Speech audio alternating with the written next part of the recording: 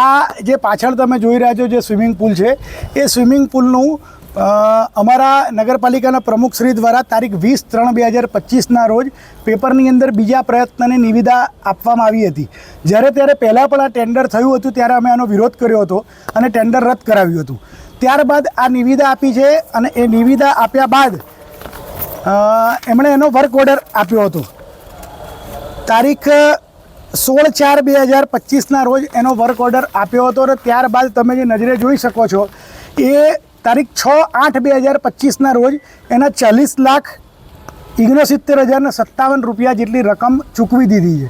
દિવાળી પહેલાં પણ અમે આ વિષયની રજૂઆત અમારા પ્રદેશની અંદર, અમારા જિલ્લાની અંદર, મંડળની અંદર, પાર્ટી કક્ષાએ અને અમારી પાર્ટીની સંકલન સમિતિની અંદર કરી હતી અને પાર્ટીનું પણ અમે ધ્યાન દોર્યું છે. અને આ જે ભ્રષ્ટાચાર નગરપાલિકામાં જે થઈ રહ્યો છે, પહેલાં LED લાઇટનો વિષય બહાર આવ્યો, ટાઈમર સ્વિચ જે 5,000ની ટાઈમર સ્વિચ હતી એના 55,000 રૂપિયા કરીને 32 લાખ રૂપિયા જેટલા બિલ મૂક્યા છે. LED લાઇટની અંદર 15 લાખ રૂપિયા જેટલા ના બિલ મૂકીને ઉપાડી લીધા છે.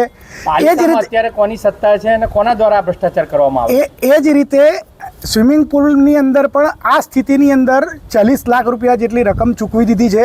એનો અમે 11 ભાજપના સભ્યોએ ભેગા થઈને એનો વિરોધ કર્યો છે. પહેલાં પણ અમે આ વસ્તુનો જ્યારે પણ ભ્રષ્ટાચાર કે ખોટું થયું છે વિરોધ કર્યો છે. આજે પણ અમે એ ભ્રષ્ટાચારની સાથે નથી.